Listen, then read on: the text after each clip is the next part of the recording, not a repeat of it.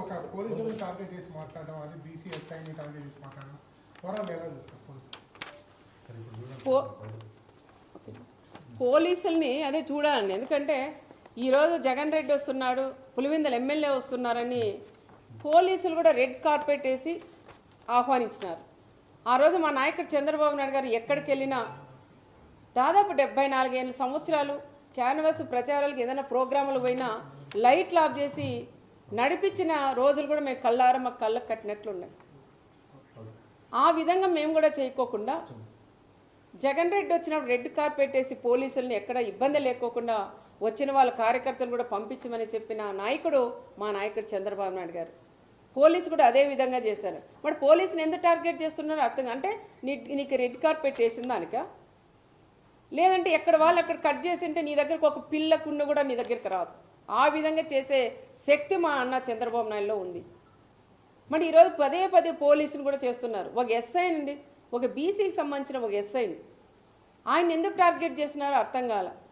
ఆయన పదే పదే ఒక మాజీ సీఎం లెవెల్లో ఉండే వ్యక్తి ఒక బ్రోకర్ అంటాడు, ఒక ఎస్ఐ వచ్చి మన వీడియో కాల్లో మాట్లాడించినామంటారు. మన ఆ ఎస్ఐ కూడా ఎన్ని కష్టాలు పడుకొని చదువుకొని తల్లిదండ్రులు కూడా ఎంత కష్టాలు పెట్టి చదివించుంటారు. ఒక ఎస్ఐ అయితే ఎస్ఐది ఏముంటుందండి, పై స్థాయి వాళ్ళు ఏం చెప్తే చేసేవాళ్ళు. ఆ ఎస్ఐని ఏదో రకంగా ఆ తోపు చెప్పిన మాటలు విని ఆ ఎస్ఐని ఏదో రకంగా సస్పెండ్ చేయించాల. నీ గవర్నమెంట్లో ఉన్నాడు, 5 ఏళ్ళు ఆయన పక్కన పెట్టేశావు.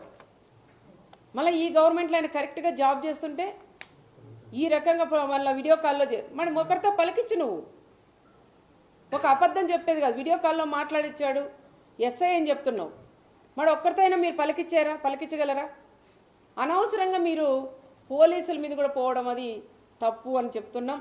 ఇప్పుడైనా జిల్లా ఎస్పీ గారు కూడా పదే పదే చెప్తున్న జిల్లా ఎస్పీ గారికి, మొన్న జరిగినప్పుడు పెనగొండలో అదే ఎస్ఐని డిఎస్పీని సిఐలంతా మాజీ ఎమ్మెల్యే తోపు ఇష్టానుసారం మాట్లాడినారు, అమ్మల్ని అక్కల్ని తిట్టారు. మరి ఆ రోజే ఎస్పీ గారు స్పందించి పోలీసులను ఈ విధంగా అరిశారని సీరియస్నెస్ తీసుకొని సీరియస్గా ఏదైనా వార్నింగ్ ఇచ్చింటే ఈరోజు ఇంతవరకు వచ్చేది కాదని నేను ఎస్పీ గారికి కూడా చెప్తాను. ఇప్పుడైనా తల్లి, ఇప్పుడైనా మీరు మేల్కొని పోలీసు కూడా మీ ద్వారా మీ నుంచి మీరు పెద్దలు అయిపోతున్నారు. కింద ఉండేవాళ్ళు, కింద స్థాయి వాళ్ళు ఎస్ఐఎల్ సిఐఎల్ కానిస్టేబుల్ ఉన్నారు, వాళ్ళందరూ కూడా ఇబ్బందులు పడుతున్నారు.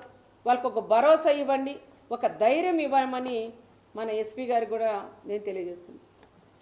మేడం, పోలీసులు ఉద్యోగస్తులు ఎవరైతే ఉన్నారో వాళ్ళు బట్టలు ఉడదీస్తాను ఒకసారి, లేదంటే ఉద్యోగాలు ఉడదీస్తానని చెప్తున్న జగన్ ఇవాళ నాకు కనీసం భద్రత కల్పించలేదు, అందుకే హెలికాప్టర్ కూడా సాంకేతిక లోపం అంటే విండ్ షీట్ ఏదో డ్యామేజ్ అయింది అని బై రోడ్ వెళ్ళాల్సి డ్యామేజ్ చేసుకొని వచ్చి ఉంటాడు ఆయనేను. వైసీపీ నాయకులు చెప్తున్నారు, వైసీపీ నాయకులే భద్రత లేదు మా జగన్కి అని చెప్తున్నారు. అంటే హెలికాప్టర్ ఏమైనా పగలగొట్టామా మేము? వాళ్ళకని అంటే ఆయన మాట్లాడేది చిన్నపిల్లోడా పెద్దోడా సీఎమ్మా మాజీనా ఏమో అర్థం కావట్లేదు.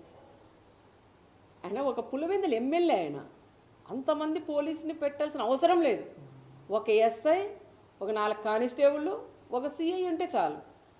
ఇంతమంది మా వాళ్ళు కూడా మా డిపార్ట్మెంట్ కూడా అతి ఉత్సాహంగా ఇద్దరు ఎస్పీ, 3 ఎస్పీలని, డిఎస్పీలు, సిఐలు, అక్కడ చిత్తూరు జిల్లా, మన కర్నూలు జిల్లా, అనంతపురం జిల్లా మొత్తం పోలీసులు అంటే తెచ్చి ఒక ఎమ్మెల్యేకి మరి మేము వెళ్తుంటామండి ప్రోగ్రాంలకు, అంత ఇస్తారా మాకు బందోబస్తు?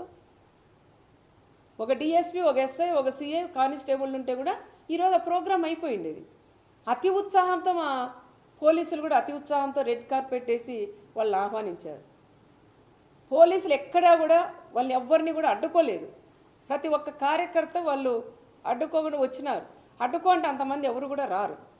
అనవసరంగా వాళ్ళ టీవీ వాళ్ళ ఛానళ్ళు ఉంటాయి కొన్ని, ఆ ఛానళ్ళు సాక్షి వాళ్ళు అయితే మండలానికి ఎవరు వచ్చినట్లున్నారు, ప్రతి ఒక్క వీధుల్లోనూ పెడుతున్నారు. అడ్డుకున్నారు. ఎక్కడ అడ్డుకున్నారయ్యా?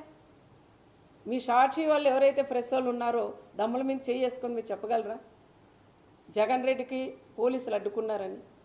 పోలీసులు అడ్డుకున్నారని అది జనాలు రాక ఆ రకంగా కూడా చెప్పుకున్నారు. రెండోది వచ్చేసి హెలికాప్టర్ ఏదో అర్థం చేయలేదు, ఎవరు తెలుసు అది?